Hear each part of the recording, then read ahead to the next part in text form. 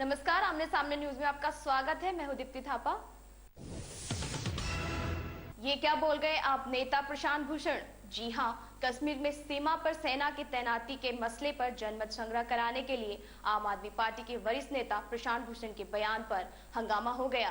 कांग्रेस भाजपा ने जहां इसकी आलोचना की, वहीं केजरीवाल ने बयान को निजी बताते हुए किनारा कर लिया। देखिए रिपोर्ट। कश्मीर में सेना की तैनाती के मसले पर जनमत संग्रह कराने के आम आदमी पार्टी के वरिष्ठ नेता प्रशांत भूषण के बयान पर हंगामा हो गया।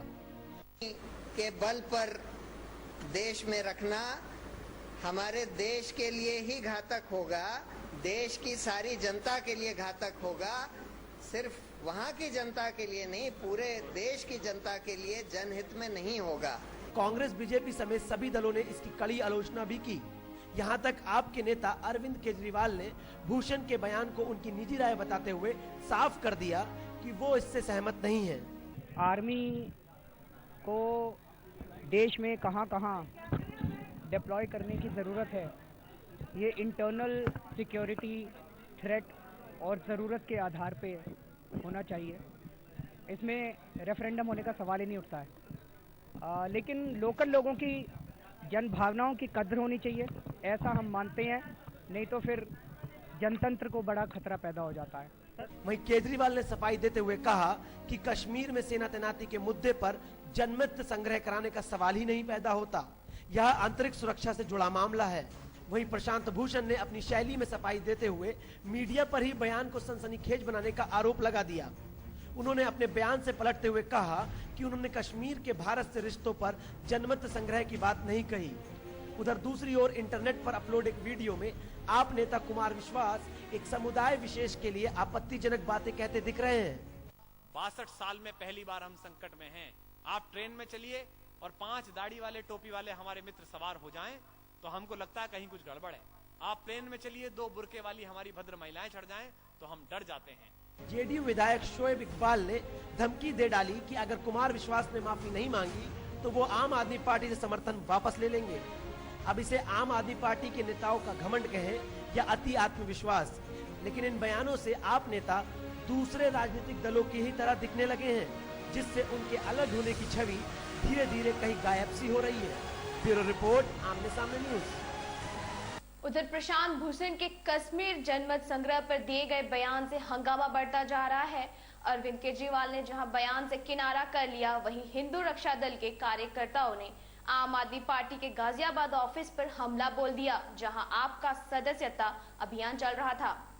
एक और जहां आपके वरिष्ठ नेता प्रशांत भूषण के बयान पर पूरे मीडिया और राजनीतिक जगत में हलचल मची हुई है, वहीं कश्मीर जनमत संग्रह मसले पर गुस्साए हिंदू रक्षा दल के कार्यकर्ताओं ने आम आदमी पार्टी के गाजियाबाद स्थित कौशंबी दफ्तर में तोड़फोड़ की। बताया गया कि 30-40 लोग पार्टी के दफ्तर में लाठी डंडे लेकर आए और करीब आधे घंटे तक तोड़फोड़ और हंगामा किया। इस दौरान आम आदमी पार्टी के दिल्ली प्रदेश सचिव दिलीप पांडे 15-20 कार्यकर्ताओं के साथ दफ्तर में ही मौजूद थे। हालांकि किसी को चोट नहीं आई है। आम आदमी पार्टी इसकी घोर निंदा करती है।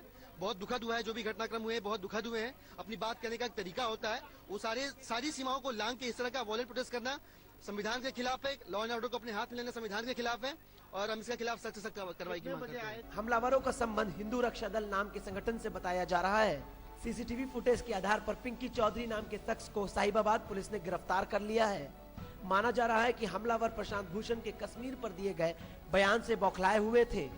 हालांकि बाद में अरविंद केजरीवाल ने इसे प्रशांत भूषण की व्यक्तिगत राय बताते हुए कहा कि पार्टी इससे सहमत नहीं है। वहीं पूरे मसले पर दिल्ली के मुख्यमंत्री केजरीवाल ने कहा कि मारपीट से कश्मीर की समस्या का समाधान मिल जाए तो मैं पिटने के लिए तैयार हूँ। मैं उनको ये कहना चाहता हूँ कि अगर मुझे मारने से या प्रशांत जी को मारने से या हमारे ऑफिस में तोड़फोड़ करने से अगर कश्मीर का समाधान होता हो तो वो मुझे जगह बता दें, समय बता दें, स्थान बता दें, मैं आ जाऊंगा, मुझे मार लें, अगर इससे देश की कश्मीर की समस्या का समाधान होता हो तो। मामले की संवेदनशीलता को देखते हुए सचिवालय के साथ साथ आप नेताओं की सुरक्षा भी बढ़ा दी गई। ब्यूरो रिपोर्ट, आमने सामने न्यूज। ठंड से कड़कड़ा रहे उत्तर भारत में कुदरत का कहर अभी कुछ दिन और जारी रहेगा। गलन भरी ठंड और घने कोहरे के बाद अब शीतलहर लोगों को और रुलाएगी।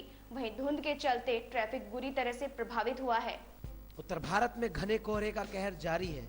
एक और जहां धुंध के कारण ट्रैफिक प्रभावित हुआ है, वहीं शीतलहर लोगों का जीना दूभर कर रही है। सड़कों पर सन्नाटा और घर में ठिठुरते लोग उत्तर भारत में आम दृश्य बना हुआ है। पूरे उत्तर भारत में कड़ाके की ठंड के और बढ़ने के आसार हैं।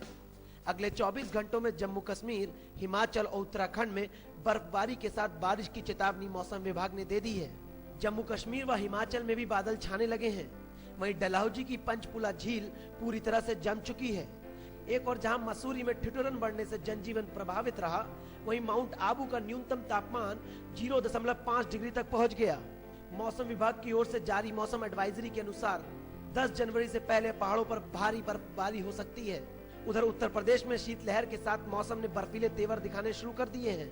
उत्तर पश्चिम से आ रहे हवाओं के झोंकों ने प्रदेशवासियों को कड़ाके की ठंड से बेहाल कर दिया है।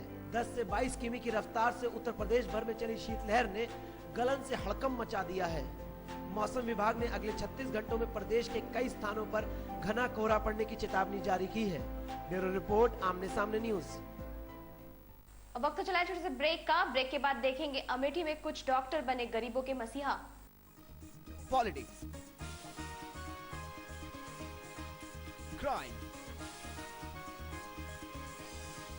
स्पोर्ट्स। अगर इन खबरों पे है आपकी बारीक नजर, आपकी आवाज भी कर सकती है असर। बढ़ाएं अपनी आवाज का दायरा, बने आमने सामने न्यूज का हिस्सा। ब्रेक के बाद एक बार फिर से आपका स्वागत है। उत्तर प्रदेश के अमेठी जिले में निःशुल्क स्वास्थ्य शिविर का आयोजन कर डॉक्टरों ने असहाय लोगों को सौगात दी। इस शिविर में मुफ्त इलाज के साथ मुफ्त दवाइयां भी प्रदान की गई। केंद्र सरकार से लेकर राज्य सरकार सभी बेहतरीन स्वास्थ्य सेवाओं के दावे भी करती हैं और दर्जनों अस्पतालों के उद्घाटन भी, लेकिन असहाय और गरीब लोग इन सब के बावजूद सही और सस्ते इलाज से महरूम रह जाते हैं। वहीं सरकारी डॉक्टर और दलाल पैसों से कुर्सियां गर्म करते हैं। लेकिन इस कलयुग में कुछ मसीहा डॉक्टर हैं जो नेक सोच के साथ अपने पेशे को इस्तेमाल करते हैं। इसी का अद्भुत उदाहरण पेश किया लखनऊ के कुछ डॉक्टरों ने। अमेठी जिले के दक्षिण गांव में लखनऊ से आए चिकित्सकों द्वारा एक निःशुल्क स्वास्थ्य शिविर का आयोजन हुआ। राकेश पांडे और उमा शंकर पांडे के सौजन्य से आयोजित हुए इस कैंप के माध्यम से सैकड़ों बीमार असहाय लोगों को निःशुल्क इलाज मिला। मेडिकल कैंप निःशुल्क गांव के लोगों के लिए लगवाया गया है, क्योंकि यहाँ पर दवाइयों की सुविधा बहुत कम है। यहाँ से अस्पताल बहुत दूर है।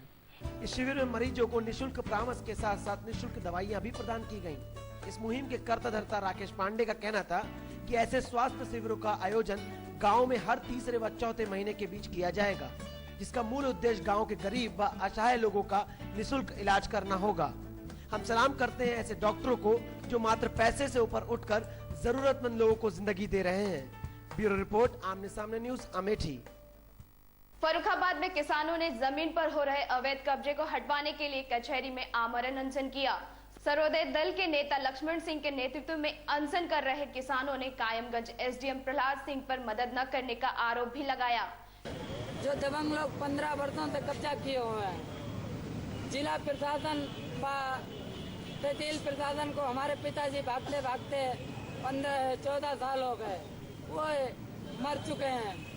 उसके बाद अब हमने कमान नवा ली है, लेकिन न्याय नहीं मिलता हम किसी को, गरीबों को। इस पर एसडीएम ने किसानों को आश्वासन दिया कि वो कब्जा हटवाने के लिए स्पेशल टीम का गठन करेंगे। इन लोगों का कहना है कि इनके खेतों पे दबंगों ने कब्जा कर लिया। इस चीज को हम स्वीकार करते हैं कि इन लोगों की बात जब हमारे संज्ञान में आई, तभी हमने अपने कानून को लेखपाल को भेज करके उनकी पैमाइश करवाई भी है। एसडीएम के आश्वासन के बाद किसानों ने अनशन तो खत्म कर दिया, पर कार्यवाही न होने पर आत्मदाह करने की चेतावनी भी दी है। इसी बीच सिटी मजिस्ट्रेट और लक्ष्मण सिंह के बीच नोकझोंक भी हुई। इस बुलेटिन में फिलहाल सिर्फ इतना ही। कल फिर मिलेंगे कुछ और नई ताजा तरीन खबरों के साथ। तब तक के लिए मुझे यानी दीप्ति थापा को दीजिए इजाजत। नमस्कार।